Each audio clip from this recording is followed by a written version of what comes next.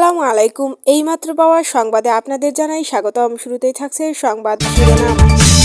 শুরুতেই জানিয়ে দিব 10 মিনায় আওয়ামী লীগ কার্যালয় উদ্বোধনের 4 ঘন্টা পর ভাঙচুর।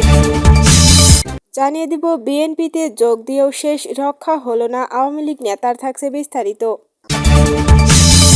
জানাবো শপথ অনুষ্ঠানে হেফাজত আমিরকে আমন্ত্রণ জানালেন তারেক রহমান। সর্বশেষ জানাবো সিআইডির সাহসিকতায় ছিনতাইকারী গ্রেপ্তার, ৭৭,০০০ টাকা উদ্ধার। সুপ্রিয় দর্শক, এতক্ষণ শুনছিলেন সংবাদ শিরোনাম, এবারে থাকছে বিস্তারিত সংবাদ। তার আগে অনুরোধ থাকবে ভিডিওটি ভালো লাগলে এবং সর্বশেষ আপডেট সংবাদ পেতে চ্যানেলটি সাবস্ক্রাইব করে পাশেই থাকবেন। ধন্যবাদ।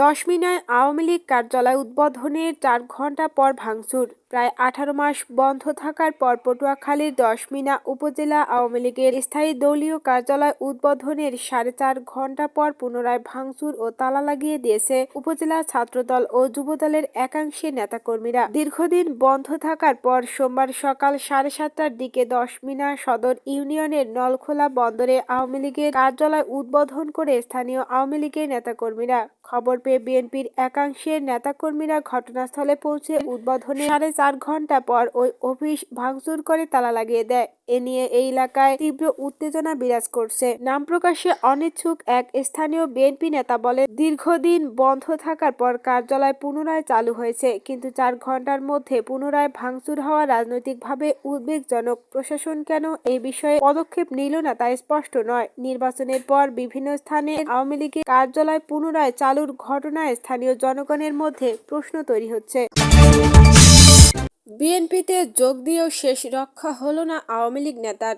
ফরিদপুরের বোয়ালমারী উপজেলার দলবদল করেও শেষ রক্ষা হলো না উপজেলা থানা আওয়ামী লীগের সদস্য আব্দুল মান্নান মাতুব্বরের। বোয়ালমারী উপজেলা স্বাস্থ্য কমপ্লেক্সের সামনে তাকে আটক করা হয়। জানা গেছে 14 ফেব্রুয়ারি তিনি উপজেলা বিএনপির অস্থায়ী কার্যালয়ে আনুষ্ঠানিকভাবে আওয়ামী লীগের রাজনীতি ত্যাগ করে বিএনপিতে যোগ দেন। তবে যোগদানের মাত্র কয়েক দিনের মধ্যেই তার বিরুদ্ধে এলাকায় হামলা ভাঙচুরের অভিযোগ ওঠে। অভিযোগ সূত্রে জানা যায়, গত শনিবার 14 ফেব্রুয়ারি পরমেশ্বরদী ইউনিয়নের চরপাড়া গ্রামের চেয়ারম্যান আব্দুল মান্নান মাতুব্বরের ইন্ধনে তার অনুসারী বিএনপির নবাগত নেতা ইউনুস, লিটন ও বিপুলের নেতৃত্বে প্রায় শতাধিক লোকজন মকসেদ শেখ ও তার 4 ছেলের বসত বাড়িতে হামলা চালায়। এছাড়াও অনেকের বাড়িতেও ব্যাপক ভাঙচুরের ঘটনা ঘটে। ঘটনার পর খবর পেয়ে যৌথ বাহিনী ঘটনাস্থলে গিয়ে পরিস্থিতি নিয়ন্ত্রণে আনে। স্থানীয় একাধিক ব্যক্তি নাম প্রকাশ না করার শর্তে জানান, আওয়ামী লীগ সরকারের আমলে ময়নদিয়া বাজার ছিল মান্নান মাতুব্বরের নিয়ন্ত্রণে।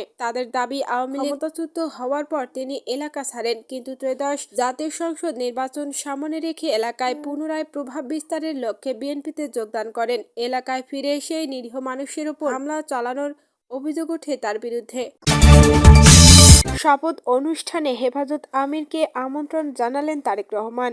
বাংলাদেশ জাতীয়তাবাদী দল বিএনপির চেয়ারম্যান তারেক রহমান হেফাজতে ইসলামের আমির আল্লামা মুহিবুল্লাহ বাবুনগরীকে নতুন সরকারের শপথ অনুষ্ঠানে অতিথি হিসেবে অংশ নিতে আমন্ত্রণ জানিয়েছেন। টেলিফোনে আল্লামা মুহিবুল্লাহ বাবুনগরীকে এই আমন্ত্রণ জানান তারেক রহমান। আগামীকাল মঙ্গলবার বিকেলে জাতীয় সংসদ ভবনের দক্ষিণ প্লাজায় এই ঐতিহাসিক শপথ অনুষ্ঠান অনুষ্ঠিত হবে। এদিকে আজ সোমবার সন্ধ্যায় ত্রয়োদশ জাতীয় সংসদ নির্বাচনে বিজয়ী জাতীয়তাবাদী দল বিএনপি চেয়ারম্যান তারেক রহমান ইসলামী আন্দোলন বাংলাদেশের আমির মুফতি সৈয়দ মোহাম্মদ রেজাউল করিম পীর সাহেব চরমনাইয়ের সাথে সৌজন্য সাক্ষাৎ করবেন।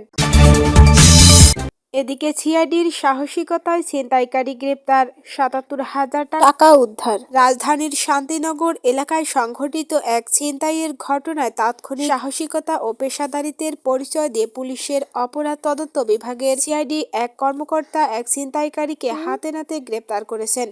এ সময় ছিনতাইকৃত নগদ ৭৭,০০০ টাকা উদ্ধার করা হয়। সিআইডি ঢাকা মেট্রো অফিসের সামনে পৌঁছালে 3 জন ছিনতাইকারী তার পথ রোধ করে। তারা ধারালো চাকু প্রদর্শন করে ভয়ভীতি দেখিয়ে তার কাছ থেকে নগদ ৭৭,০০০ টাকা ছিনিয়ে নিয়ে পালানোর চেষ্টা চালায়। এ সময় ভুক্তভোগীর ডাক চিৎকারে সাড়া দিয়ে ঘটনাস্থলের পাশেই অবস্থানরত সিআইডি ঢাকা মেট্রো উত্তর বিভাগের সহকারী উপপরিদর্শক মোহাম্মদ মনির হোসেন একাই ছিনতাইকারীদের ধাওয়া করেন।